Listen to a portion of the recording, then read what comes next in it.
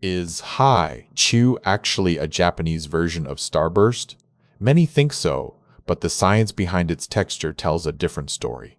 Today, we uncover the real difference. Introduced in Japan back in 1975 by Morinaga and Company, Hi Chew was created to offer a completely new chewing experience that didn't exist before.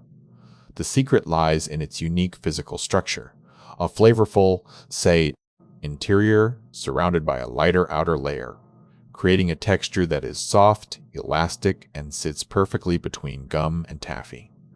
While the small individually wrapped fruit chews seem like equivalents, the melt-in-your-mouth texture provides a fresh taste that is scientifically distinct from the classic American chew, although the iconic shape we recognize today wasn't. Introduced until 1986, this Japanese innovation has since expanded beyond its homeland to countries like Taiwan, Singapore, and Hong Kong.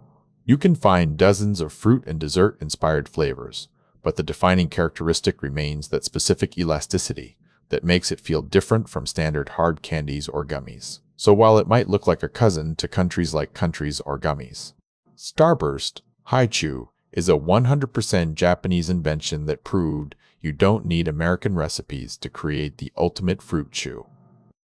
Now that we know Hi Chew is a unique Japanese invention rather than a direct clone, which flavor surprised you the most?